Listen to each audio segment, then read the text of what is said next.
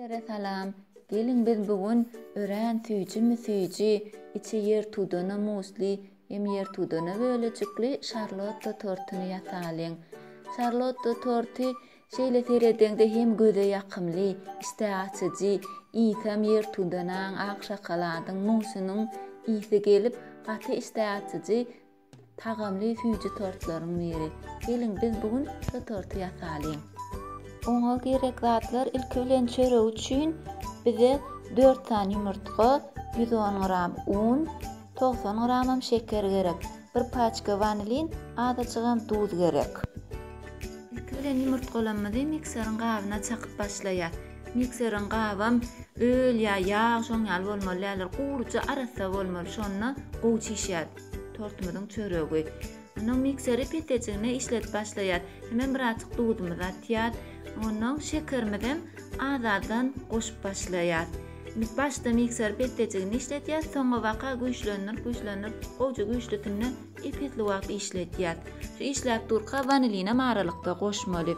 Ýöne iň esasy bilmeli zatlarymyň biri biskvit tortun bişireňizde ýokman şu ýumurtga näçe gowy çişirilse şonça da gowy bolýar. Çöregi çişmägine gowy peýdat berýär. Şoň üçin wagtyňyz gysganmaňda mikseriňizde köpräk işledip gowy edip näçeler ýaly ak köpük bolýança gowy edip çişiriň. Indi bundan sonra bize mikser gerekde, mikseri aýraýar. Galan işi 50 ağaç çemçete ýa-da silikonowy çemçete garýas unumyzy goşmaly. Un goşmakka feretiň näçeler ýaly ýumurtgamyz sütürini saklayan şekilde bolmaly. Ondan soň unumyzy elep goşýar, ýokman elemeli, elemesek içinde hem tokga bolmak mümkin, hem içine howa girip gowy çişirýär buda. Gowy çişmägine gowy peýda berýär. Ele ýatsa ağaç çemçe bilen emay bilen çykarýar. Unyň ilki ýarrany goşýarsa şeýdip ýuwaşlyk bilen ýumurtgamy çişençe ýumurtgamy çökäýmedi ýaly gowja edip garýar, ýöne gaty bulap çökermellerle ýumurtgamyzy.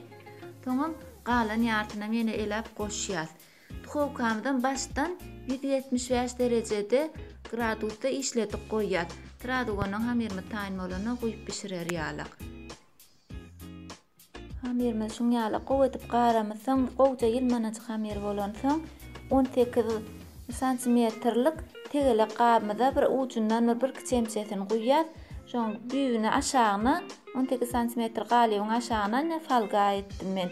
Şular ýaly falga etdiňden mor başga özüňizde bar bolsa goýun aşağı ýapyly gaba goýsaňyz bolar. Hamirmizden bir çemçäni alýarsa, bu galymyza goýýarsa, gowja edip ýaýratyrýar. Bir kän adam gerekde, gaty galyň bolmaly, bir 8-10 mm bolsa bolýar galyňlygy. Edip ýaýratyrýarsa 175 gradusda bir 15-20 minut sarja bolýança pişirýär, gaty gyzartman. Onuň tuxowkaň listine şular ýaly aşagyna ýagly kagyz goýýarsa, galan hamirmiden buňa goýýar, onuň gowja edip ýaýratýar. Buna meni ýankyýal 175 gradusda tuxowkaň iň aşaky gözüne goýup iki tarapynam işletip 15-20 minut pişirýär. Gaty gyzartman agraçyk sarja edip çykarýar.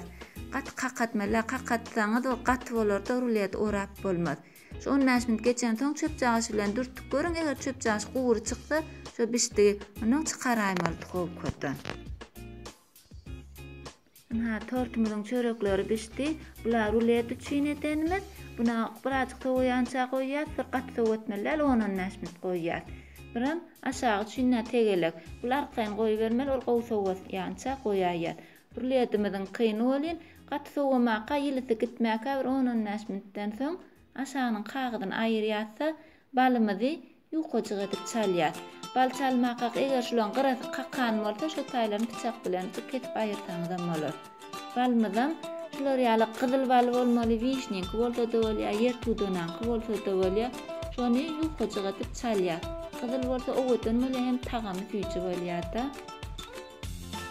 Çalanymyzdan soň gowja edip gatyja edip rulet oraýar. Şunu halpyk etmelerine gataňyzy edip bildigimizçe şonça gowy bolýar. Şeýdip gatyja edip rulet oraýar. Ruletini oranmyzdan soň daşyna streç klýonka ýetýär, şoň ýaly ony daşyna gowja edip klýonkany oraýar. qatıştırıp içinin howasyny gidirýär, şu urlet qatça bolar ýalyk. Şeýdip oraýatda 2-3 sagat halajynlykda sowamaga goýýar. Gelinde bolsa arasynyň musyny taýýarlaly. Musyna gerek batlamyr 230 gram yer tudana, 400 ml slivka, 20 gram jelatin, 90 gram ak şokolad, 90 gram şeker, 100 gram tworog, 120 ml suw gerek jelatini ermek üçin. İlkilen jelatinimi suwa erip goýýar. Ol çişmeli sebäbi bir ýarym saat 20 minut öňünden suwa edýärse onu bir gyrata goýýar. Yer tudanalaryny püre ýasaýar. Eger blenderiňiz bar bolsa blenderda ýasaýar. Bolmasa da ýerräjik gözlüý süzgüçden geçirseňiz bolýar yer tudanany. Onuň soň üstüne ak şokoladymy hem şekermi goşýar. Ine teretin jelatinimden çişip dur bir gyrata onu çişmek üçin goýduk. Indi püremizem pitecik otda goýýarsa şonu gaýnadam zok ýöne gaýnanyň öň ýarynarag bolar ýalyk şekeri hem içiniň ak şokoladyny eretýär gowy ýöne gaýnadam zok. O gyzdyrýar erenden soň otdan düşürýärse jelatinimizi goşýar. Eger gaýnasa içiniň şokoladym tokgo tutar hem jelatinimizden öz nemesini tüýgoşuklugyny ýitirer. Şoň üçin gaýnadam zok. Jelatin goşanyndan soň onu goýup garýar, jelatin gowy içine garşarýar. O garanmyzdan soň bir gyra aýryp goýýar, birazjyk sowuşdyn gyzgynlygy gitsin. Gatam sowamaly, ýöne gyzgynlygy gitmeli. Şoň üçin bir gyra aýryp goýýar onu. Gelingini tortumy jemläli.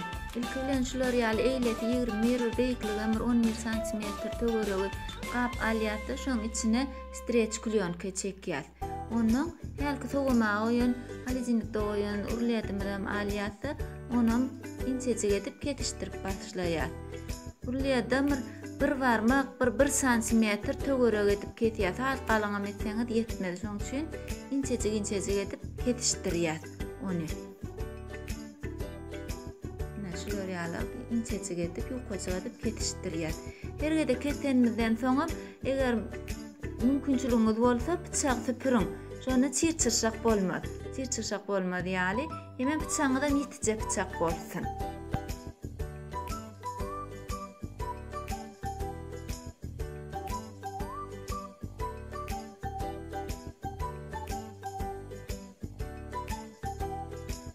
Ketişdirenden soň şular ýaly oýdan çarpyp ketýärse gabymyza örüp başlaýar.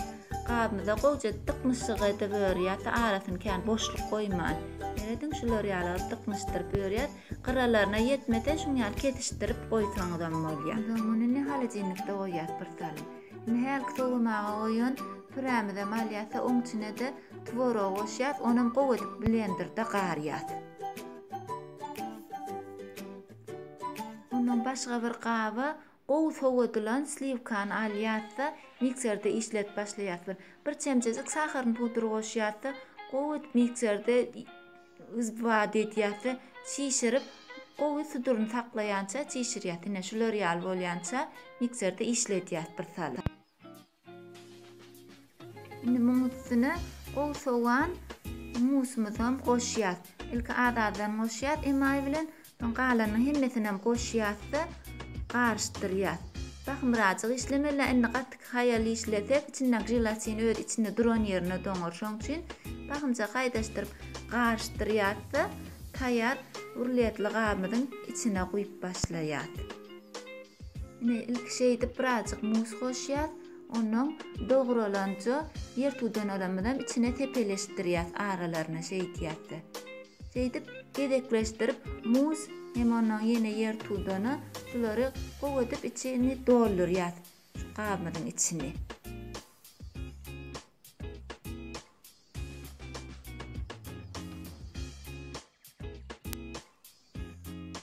Şeýdip muzy hem yer tudanalary şeýdip baryny goýýar, şuň içini doldurýar. Sonra iň üstünden hem helki tegelek biskvitimizi üstüne ýapýar. Onu üstüne yapıvam, ağzına da streç klýonka çekýärse bir halajynlykda 8 sagat 6 sagat goýup sowaýança goýýar buny. Tegelecigimden ağzına yapalım, hem klýonka çekdirip sowamaga halajynlykda goýalım.